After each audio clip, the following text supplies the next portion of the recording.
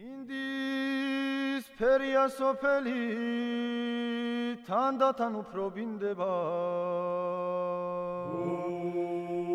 Ari shvenisi tsotskhale chitivid gaguprindeba Ari shvenisi tsotskhale chitivid gaguprindeba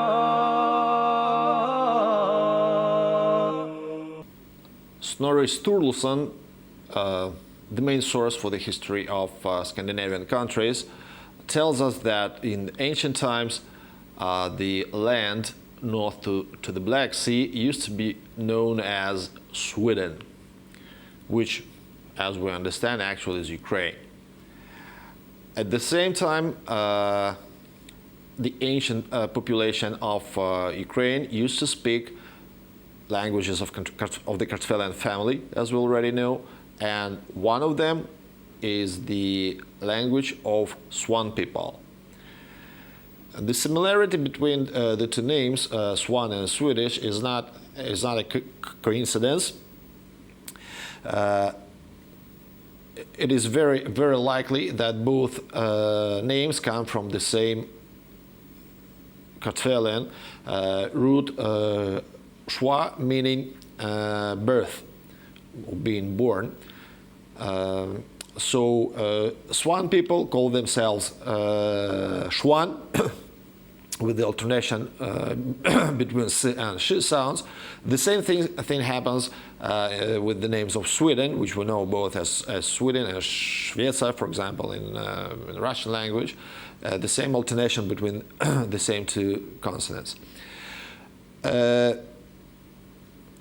The old Scandinavian language has preserved best on the island of Iceland, because the land is isolated, and for that reason Icelandic language has been considered, being considered the most valuable from the linguistic point of view. And keeping in mind all those things, like Snorri Sturluson calling Ukraine Sweden, Ukraine being a Kartvelian language country. We remember the etymology for the word "north," which may be Migrelian word "norti," meaning close relatives living to the north from Ukraine. So keeping all that in mind would be extremely scientific, extremely useful from the scientific linguistic point of view, to make a comparative analysis between the Icelandic language and the languages of the Kartvelian family. The results of the analysis are very interesting. First of all, we pay attention to the prefix O. It sounds like O in Icelandic language, and it is a fundamental negative prefix, meaning not or no, or meaning absence of what it is added to. That's, as you already should know, as you already should remember, that's as fundamental suffix in Georgian language, where it is U. O and U, meaning the same thing, are not coincidence. It's a total correspondence, and very fundamental, a very core one. So this is where we all should start from. Another key example would be the plural suffix used in the Icelandic language, which is R. The same suffix R is a plural suffix in Swan language, and actually in Swedish language as well. Argur, that would be coward in Icelandic language. Actually, it is an adjective there, and it looks totally, well, first of all, it looks like a Kartvelian adjective since it ends with ur, but in this case, it's a rare example of two roots merged in Georgian language, because argur, that would be no heart, for r being negative prefix and guri being heart in Megrelian language. So here's the example from the Otari Kajaz dictionary, so you can see it with your own eyes. Belaki is a big man in Icelandic language. At the same time, in Swan language, belak is fatness. No, actually, it's having. It's a masdar that means having, but having in Georgian language comes from fat property. That means it comes from the word koni, which is fat. If you are fat, that means you are fat in something, that you have some property. So that's the etymology, and the connection between belak and belaki is obvious, as again Icelandic, Swan languages. Kari means wind in Icelandic language. Kari is a fundamental thing in Georgian language, meaning wind as well.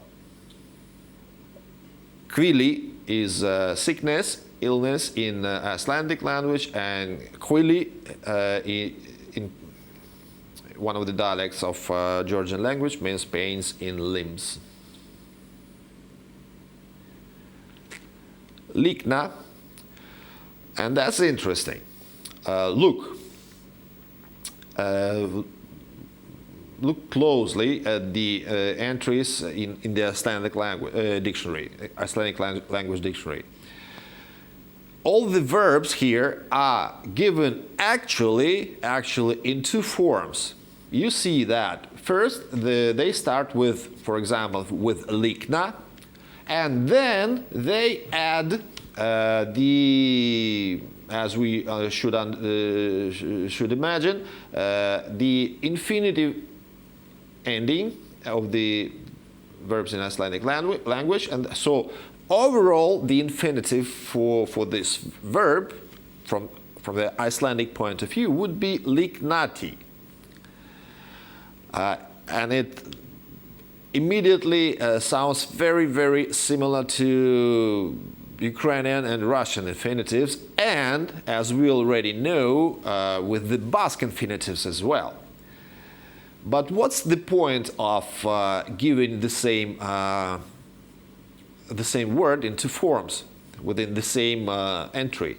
Why not put it as liknati from the very beginning? So exactly that's how it's done for example, in the Russian or in the Ukrainian dictionary. The answer would be wonderful. These phenomenon of compiling the Icelandic dictionary that way is a proof of the fact that the verbs used to have no trademark ati infinitive endings earlier, and they actually looked like, totally like Georgian masdars. So we see that in ancient times, for example, in the Icelandic language, the old Scandinavian language, the infinitives used to be Georgian masdars. And with the course of time, at some historical point, the ati ending was added, and many languages forgot that they used to be pure masdars. They think they had been having the ati form forever. No, it's not so. It used to be masdar, and we will see exactly that this very example is a concrete example of the Georgian masdar. Likna exists in the dictionary of the Ariane Centuria in the meaning phoning and sweet talking, while Likna in Icelandic language would be to mercy. Sweet talking, mercy, that's very, very close, especially the form is totally identical.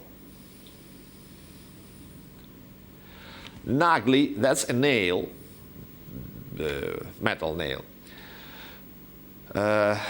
The prefix na looks very suspicious from the Kartvelian point of view for being a fundamental Kartvelian prefix na or no in Megrelian language, na in Georgian, no in Megrelian language, with the help of which we compile the participles or better phrased passive verbal adjectives.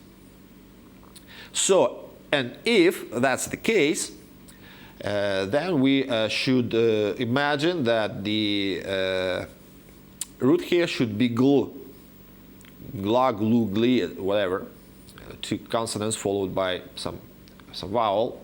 So first of all, we should look for the root gla in the Georgian language and see if its meaning corresponds to what actually to the concept of the nail. We do find it in the dictionary of our wonderful, incredible, as I have already mentioned, dictionary of Ariane Centuria. From my point of view, that's the book number 1 in the history of this civilization, because it has answers to the things you even can imagine. Gla in this dictionary means banging and crashing. So nagli from the Kartvelian from the point of Kartvelian morphology point of view would be banged or crashed into. What the concept of the nail is? It is banged into something. So from my point of view, this is a totally Kartvelian construction in the Icelandic language. Ohagur, meaning loss, damage, in the Icelandic language, is an interesting construction threefoldly. Because first it starts with the negative O prefix, which corresponds to the Kartvelian negative prefix U. It ends with Kartvelian ur, typical Kartvelian adjective suffix ur. And if you want to draw a complete parallel with the Kartvelian family, we need to find the hag root in the Kartvelian dictionaries that should have the meaning opposite to loss and damage. And we don't find the pure root hagi, but we find its derivative. So one of the obligations of a linguist, of a historical linguist, is it's not a right, it's an obligation to insist that once you find, if you cannot find a root, but you do find its derivative, you should insist that the root existed. You should demand that the compilers of those dictionaries, well, include that lost root, or at least do their best to dig it out. Because if you have hagiri, and you know that iri ending, that's again the ending of this passive participle, so which with the course of time tends to transform into a noun, we all should know, we all should understand that the root hag or hagi or haga definitely existed. That's a fact, actually. It's not an assumption, not an extrapolation. That's a fact. Because Hagiri had to come from somewhere, and it's Hagi. So Hagiri, that's an arable plot near a house, which is exactly quite an opposite thing to loss and damage, because plot is exactly something that you need to make money, to have something to eat, to be wealthy, etc. Ormur, that would be a worm or a snake, and it ends with the Kartvelian ur suffix, making us think that the root should be orm. Ormo in Georgian language is hole. Ormuri would be somewhere relating to hole, living in a hole, like a snake or a worm. Hole or pit. Rumba, we already spoke about that. In Icelandic language, that's rain. In Cuba or Africa, rumba, that's a polyrhythmic sound of drums playing simultaneously. Both words come from the Megrelian masdar rumbwa, which means to hit strongly.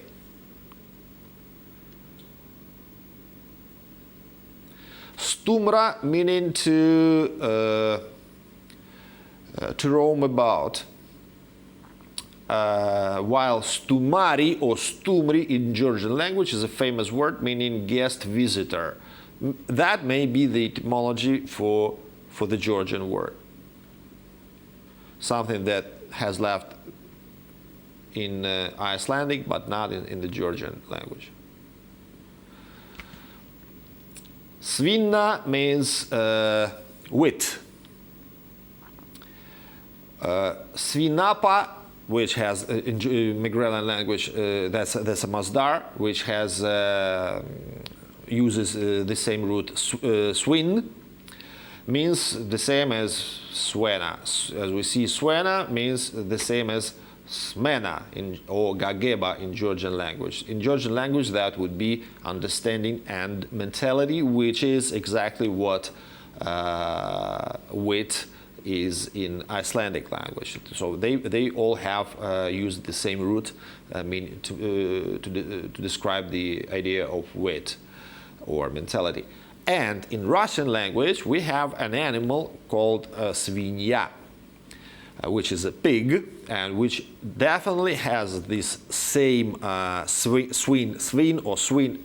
That would be, it would be more exactly to pronounce it the English way, because in all Kartvelian languages, it's not actually v, it's rather semi-vowel w, like in English language. So svinya or swinya, pronounced in the Kartvelian way, that's the animal which is known, if you don't know that, which is known for being intelligent and for having a quite a sophisticated nerve system. So actually they understand a lot, they feel a lot, and we eat them. Okay, so that's swin and swina. Versla in the Icelandic language would be to trade, while vetskli is silver and money in Georgian language. Clearly the same thing. Okay, that's Icelandic. One of the most intriguing chapters of our project is the chapter dedicated to Asia, many parts of which show clear signs of their Kartvelian past as well. And one of the most emotional parts is the part dedicated to the Middle East. And I suggest to start the story with Canaan, or Hanan, as we know it in other languages. And I suggest to split it into morphemes. We already know that Phoenicians used to have the definite article ha, which also is known as simply r. It's Phoenician, it's in its reduced form also the definite article in Hebrew language. And we remember from Klimov's dictionary that it also used to be the definite article in Old Kartvelian languages. So, once you see a toponym starting with ha, you have an obligation to strip it of that ha and be left with the true root of the word.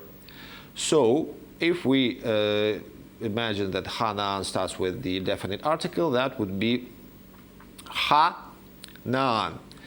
The confirmation of that comes from the name of a modern kibbutz in Israel near the city of Rehovot. That is built on the place of the old Arab village called Al-Naani, where we clearly see that the same toponym is split into a definite article and the same root na'an that is left after stripping hanan with the starting ha. So the root in question would be na'an, and we now have a right to transform it a little bit, because in some sources of the Egyptian New Kingdom, the same country is mentioned as not Hanaan but Hanana.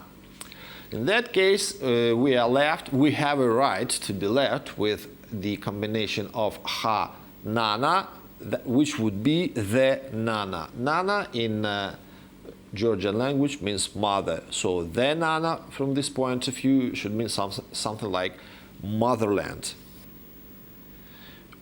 Another confirmation comes from another angle, and that's the ancient toponym Ebernari, under which more or less the same territory used to be known in the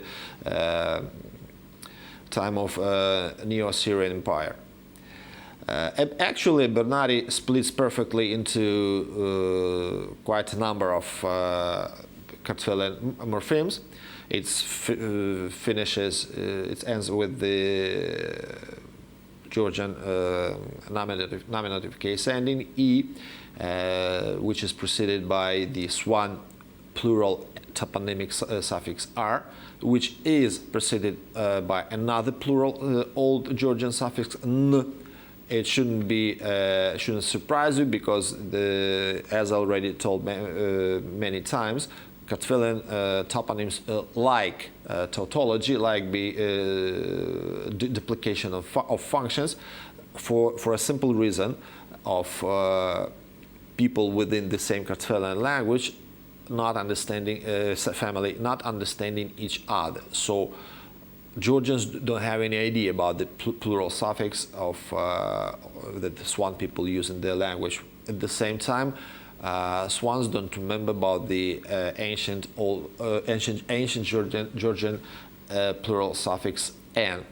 Georgians themselves, not all of them, remember that they used to have this suffix. So the root in this case would be Eber, which is Iber, which is already mentioned many times, the key toponym of the same root as in Iberia and Iberians. Middle East city of Nazareth. Those who read the book Between Two Iberias, that's a book of mine, they remember that I tried to interpret the toponym Nazareth as the land of Nazwi, actually land of fir trees, or more exactly a land of cedars. So the morphological split of the toponym gives us a right to interpret it that way. But now I have a version which seems a little bit a little bit more likely, I suggest that still, and keeping in mind that Nazareth or Nazareti, that's a land of Nazar, or Nazari, or Nazara, from the Kartvelian point of view, that might be a derivation from another root, Nazara, Georgian root Nazara, which means Philago Palestina. That's the name of a plant, a grassy plant. Well, the word Palestina in its name speaks for itself.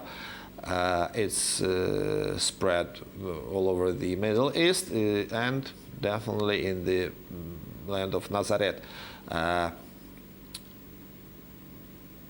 That's Nazara. Nazari also means ashes, so it also could be the land of ashes, whatever it might mean. Why Nazara, not Nazara? Because at least in Basque language, for example, in Catalan language, if I'm not mistaken, they pronounce it not Nazaret but Nazaret, exactly through the ts sound. Nozrim, that would be plural for Christians in Hebrew, in the Hebrew language. The word, which has a very vague etymology in Hebrew itself, looks, as we already know, looks very, very Kartvelian. First of all, it starts with the suffix of the passive verbal adjective, no. It's Megrelian, it corresponds to na in Georgian language. And tsr being a quite a popular combination in the Kartvelian family. I have two suggestions here. It may be the Georgian masdar tsra, meaning sieving or sifting. So notsri from that point of view would be sifted, separated, cleaned, whatever. Which is quite, at least an interesting interpretation of the etymology for what Christian is. You can see that in the Megrelian dictionary you have notseri, let's call it an adjective, and we remember that Megrelians like very much to omit vowels. Well, all the Kartvelians like to omit vowels. So notseri would be a very, very logical form of that adjective. And we see that notseri means kato. Kato means bran. Bran has a direct relation to sieving and sifting. But it may be also another Georgian masdar tsera, spelled through different ts. Georgian people have two ts sounds, which means writing. So, or writing, or fate and destiny. Natseri would be not only written but also a fated victim. Natseri or notsri, that would be a very, very logical deformation of the word from the Kartvelian point of view. So you can choose whether it's sifted or cleaned, or whether it's a fated victim. The latter seems to be more likely. Nahariya in Israel may come from the Georgian word nahari, meaning unplowed strip across the plowed field. And this one, the key one, which may leave you speechless.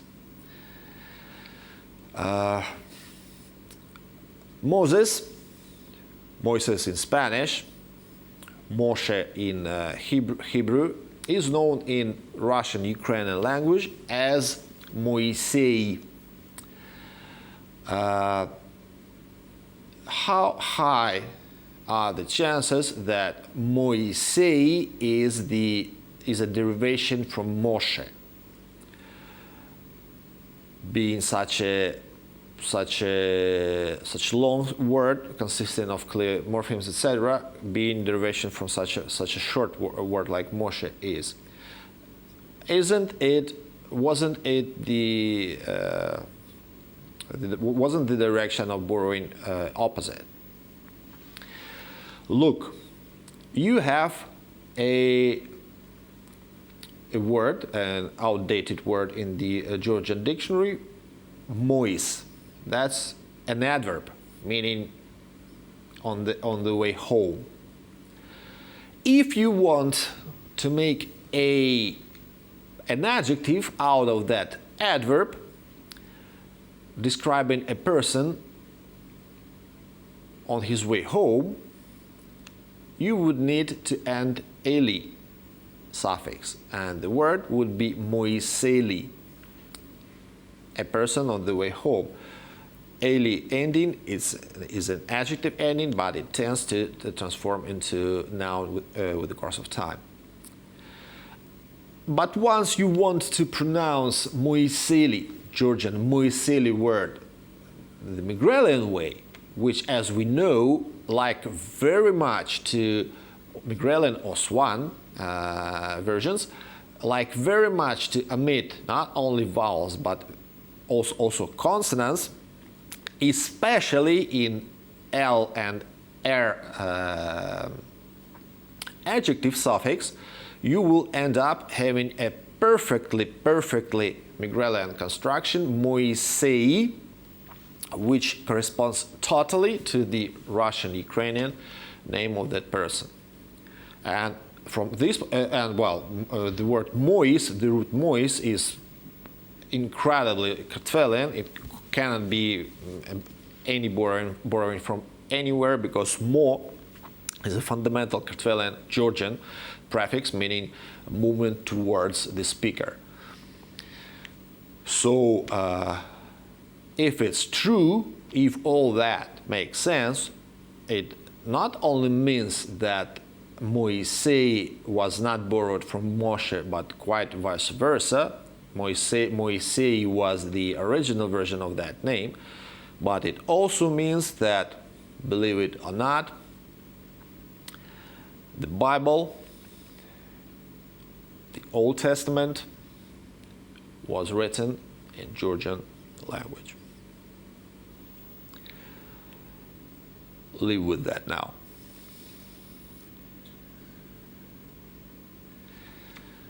Moses had a brother, Aaron, or more exactly, Aharon, that was his name, with the unclear etymology, as it's mentioned in the Wikipedia article. What is he famous for? He's famous to transform his stick into a snake.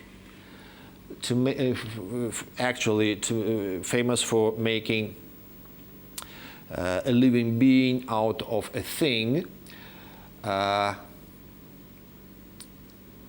While in the Georgian dictionary, the verb aharebs, that would be that's a conjugated form.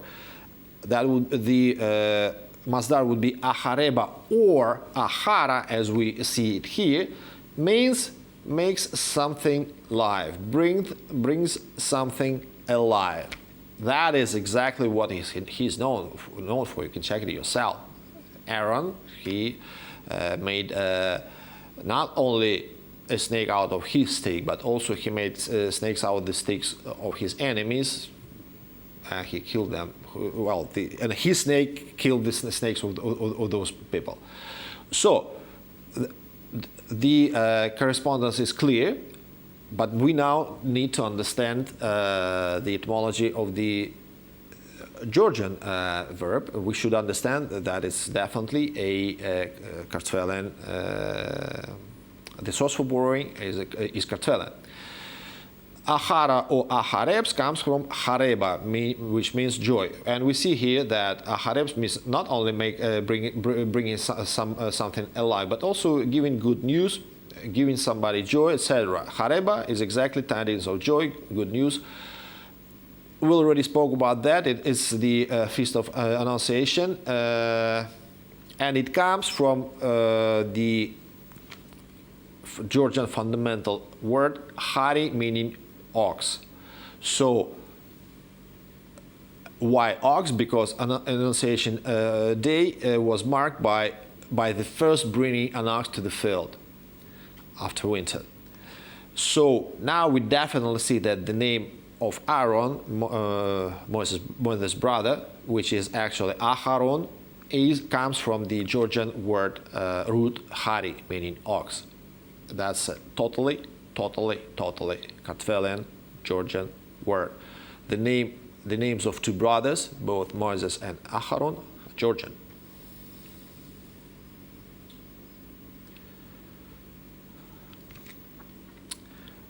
Jesus' mother, Mary, is known, at least it's in some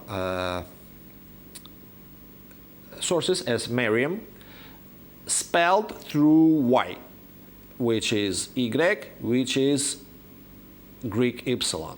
And we already know that the Greek epsilon used to render the U sound, not the E sound. All that gives us right to interpret Miriam name as Maruam or Maruami, more exactly, more Kartvelian way, with the Kartvelian ending. And Maruami, as we understand, people who have at least some knowledge in Migralian language, they understand that's a derivation from the Masdar Marwa. The Masdar Maruami being an adjective made out of that Masdar. This Masdar Marwa exists in the dictionary of Otareka Jaya in the meaning of 7 days or 1 week. Marwa, the same as Mara. Marwa, Mara, 7 days. When a woman, well, Jewish custom, when a woman gives birth to a son, she is unclean for 7 days, after which the child is circumcised and given a name. That is what the name of Jesus' mother actually may be from the Kartvelian point of view. And now we see that, we remember that Jesus and most of his pupils, they come from the land of Galilee, which is exactly where Hanaan used to be, where Ebernari used to be. That's exactly the name of Moses, who turns out to be Moiseli, and his brother Aaron, who comes from the Georgian word Hari. Now I have a question to you. Which language did Jesus speak? I have an answer. I will not tell you.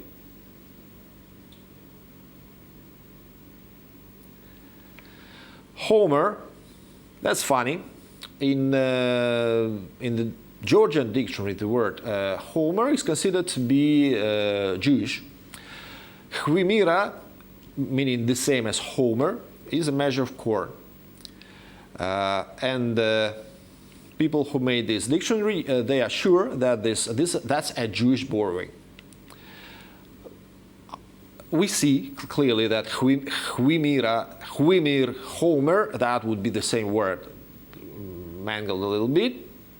So if we want to prove that the direction was from the Kartvelian into Hebrew, then we should find cognates for Chwimira that would have relation to corn as well. And we do find some that would be Huave, the name of a harvest song, and Huavi, heap of threshed corn stalks. Hwim, Hwa, and Hwa, those are cognates. They have the same root. And we have a right to claim that the direction was of the borrowing was from Kartvelian into Hebrew. If not for another beautiful example from the same Georgian dictionary. Homori means also Homer, and that's Hebrew grain measure. But we understand that Homori, that is beautifully and purely Migralian adjective ending with or suffix, which is Migralian equivalent to the Georgian ur suffix, and which comes from the homi, noun. And homi noun is no Hebrew word. That's a fundamental Georgian and Migrelian word meaning Italian millet. And homori being a clear derivation from it. And nobody is going to argue that homor and homer, that's the same word. So we proved twice that the so-called Hebrew word homer is a derivation of two Georgian words.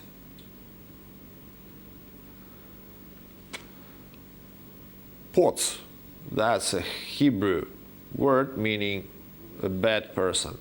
That would be funny, maybe funny for you to know that in Migrelian dictionary, potsi means coward.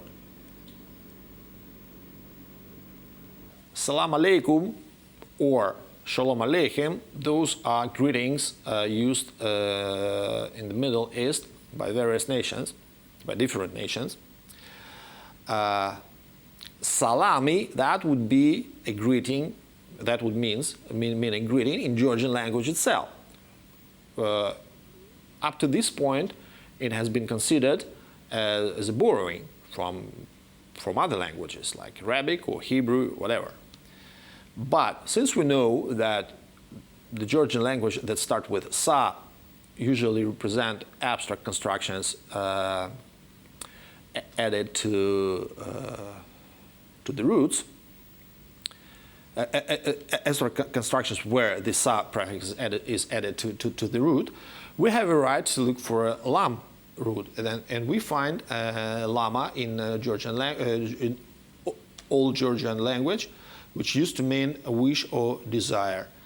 So, if so, then salami would mean where the wish is, exactly what greeting is, because when you greet somebody, you wish him a lot of good things. If so, then salam alaikum and shalom aleichem are not neither Arabic nor Hebrew words. They both came from Georgian language. The Syrian, or more exactly Surian, because Syrians themselves don't call their land Syria, they call it Syria. Syrian city of Aleppo, poor city of Aleppo, used to be known as Halibun in ancient times, with the spelled with epsilon. That means Halubon. Ha is the definite article. That would be the Lubon or the Lubona, land of Lubs. Who the Lubs equal to lost people, and we will talk about that later. Lebanon used to, in Arabic language, is known as Lubnan, giving us again the same Lub root, which equals to Laz, which equals to Kartvelian, which roughly equals to Georgian. Again, another proof of Middle East being hugely and incredibly Kartvelian land. Closer by the end of our story, you will see a list of ancient and modern toponyms from the Middle East, all of which found themselves unexpectedly and suddenly found themselves as roots in quite a number of really existing Georgian surnames.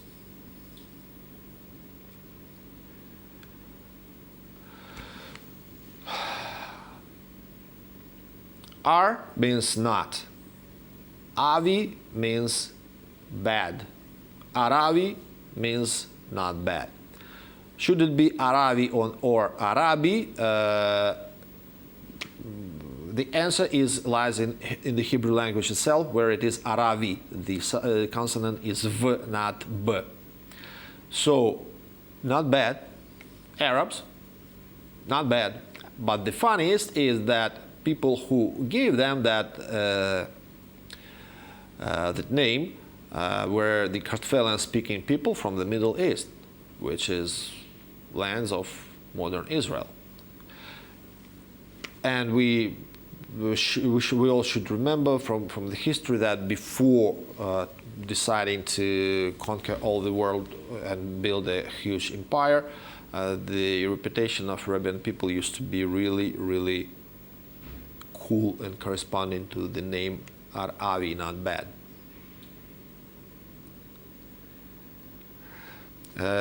We stay in the land of Arabia and try to have a Kartvelian look at the word Saracen, and it's not difficult. Saracen comes from Sarakene, which comes from Sarakeni. That would be Greek spelling. Sarkinoseti, that would be Arabia in Georgian language. Sarkinosi, that would be Saracen or Arab. And we know that Sarkinosi, Sarkinoseti starts with the Sa toponymic prefix, and the root here should be Erkin.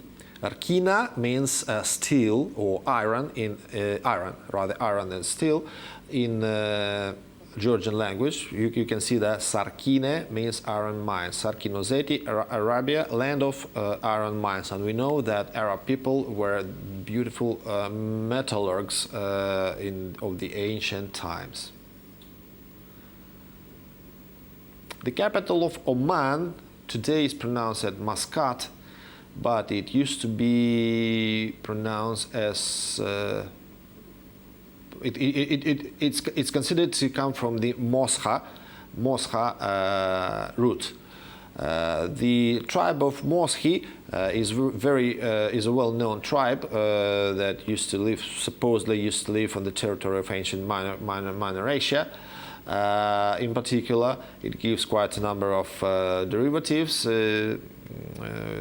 Most of them are quite Kartvelian from historical point of view, but the most interesting is that Moshat would be a trademark, a Megrelian, or Laz, more likely here, Laz toponym with the trademark at with the help of formed with the help of trademark at suffix.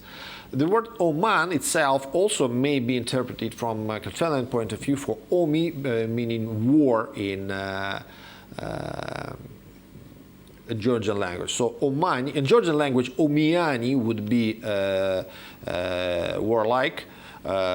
So the nominative case ending is imitable, so it may be Omiani, it may be Omani, so that would be simply Oman. It may be, it's a hypothesis.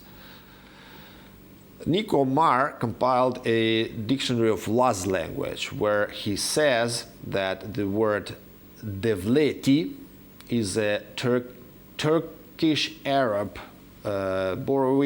Turkish Arabic borrowing from into the Laz language. But we see very, very clearly that devleti is a bit crooked form of what davleti used to be, while davleti is the land of davla, and davla is totally Kartvelian Georgian masdar, meaning which exactly has a relation to the territory, in particular to the borders. So one of the meaning of davla is walking along the borders of a state, and the translation is exactly state country. It's not a Turkish Arabic borrowing. It's a totally Kartvelian construction. Nico Mar, being a Kartvelian himself, should have known that, but he didn't. Quite a number of Asian states ends with the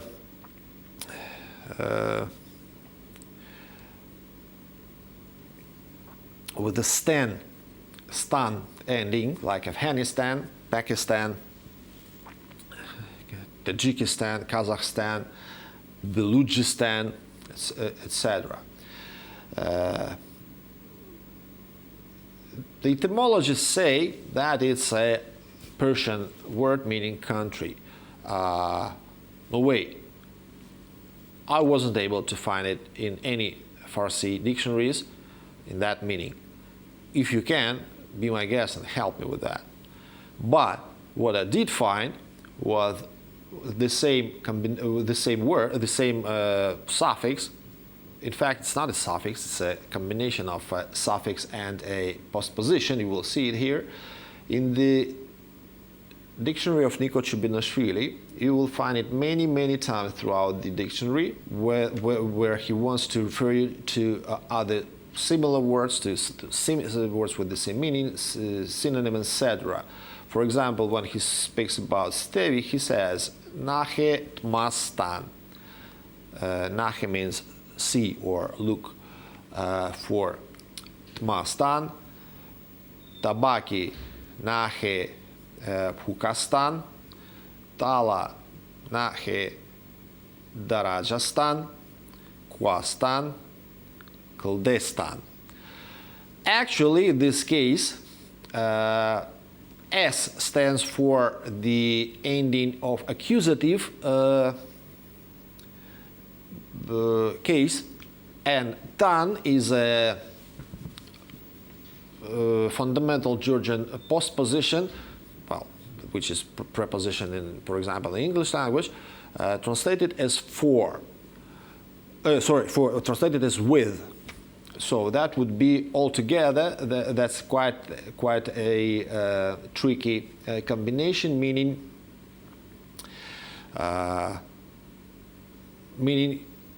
indirect case, complex indirect case, having of genitive origin. So something related to the root. So that would be what stan means. If he refers you to tma, he has a stan, and that would be related to tma. Fuka, that would be with stan. Fuka stan would be related to fuka. Look for related to fuka. Darajastan, look for related to daraja, or look for what is with daraja, etc. Meaning the meaning is with that word. So that's the, if that makes sense, then Afghanistan would be relating to Afghani, Balochistan would be relating to Baluchi, etc. And that's not Farsi, that's Kartvelian as well, that's Georgian. The Indian state of Gujarat, as we see here, its name comes from Gurjar nation. So it's not Gujarat, it's Gurjarat.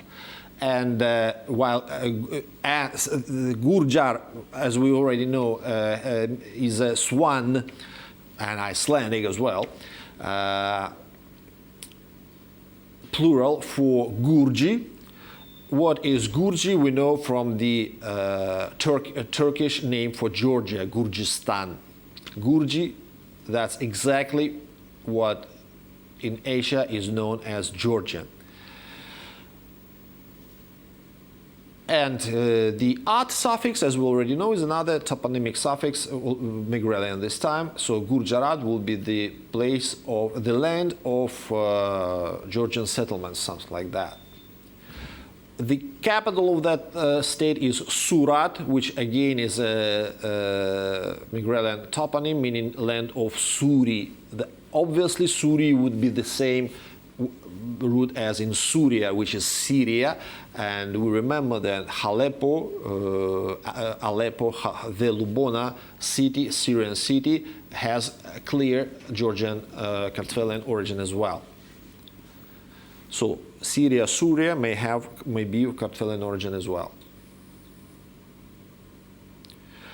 And here you can see quite a number of, although in Russian language, quite a number of Gurjarat toponyms. I will read them for you. Babra, Bavla, Bagara, Bahira, Vadia, Varahi, Godra, Dari, Dasa, Dasada, Devla, Dima, Dudala, Kadana, Kaprada, Kvanti, Lati, Lilia, Mansa, Muli, Paneli, Savli, Surati, Talala, Una, Unza, Heda, Chakra, Chotila, Ichu, and Chuda. All those toponyms are found as roots of really existing Georgian surnames ending with Shvili or Dze, they are trademark Georgian surnames, coming from having in most cases having toponyms as their root. And in this case you see that the toponyms come from India, Gujarat, land of Georgians. Sanskrit, we already spoke about that. Sanskrit has quite few chances to be considered what it actually has been considered, the key to anything. It's not. And even funnier, that the word itself may be a perfect Kartvelian construction as well, because we see here that the name of Sanskrit comes from Samskrita. Samskrita, as you know, as you see, as you feel, if you are Kartvelian, if you have any knowledge about Kartvelian, you see that this big group of consonants within the word shows us, makes us suspect Kartvelian origin of the word, especially given that it starts with the abstract sa prefix. So, mskr or mtskr, that would be, I suggest, that's the same root as is nskrivi, which means row line, and it's actually it has direct relation to writing, line of letters, row of letters. And skriv, the English linguistic word skriv, is a borrowing from this Georgian word nskrivi, with mtskr being the root here. Mtskr or mskrt, that's quite a correspondence. So samskre would be where the rows or where the lines are. That would be writing, and that may be language, the concept of language. While ta, as you hear here, is some book marking plural form in ergative, dative, or genitive cases. Outdated, but still legitimate. So that may be, so Sanskrit itself may be a Georgian word as well. Tibet or Tibeti, that would be land of Tibi from Georgian point of view, while Tibi is pleasant scent, and Tibet is one of the source for the most natural incense in the world. And some recipes are literally from the time of Buddha. Georgian word, Tibet. We know that the name of Korea comes from the name of old Korean clan Koryu. That might be enough for etymology, if not for the Georgian word Korea, meaning squinting eyes.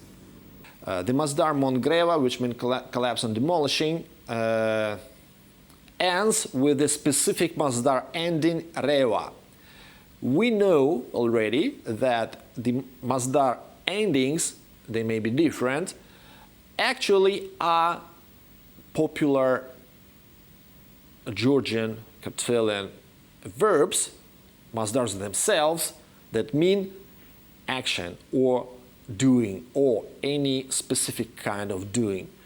According to the ending of a Masdar, we can split the Georgian Masdars into different groups. In particular, the Masdars that end with Reva, they all, since Reva itself means circular movement, like stirring, for example, or rowing as well, it means that if we strip the word of this ending, we are left with the root mong. In this case, if we decide to make an adjective out of this root mong, an adjective that would mean demolishing or destroying, we will end up having Mongoli in Georgian language or Mongoli in Megrelian language. With the final E taken out, we will have Mongol, demolishing or destroying. Ari shveni si tsotskhale chiti vid gagu prindeva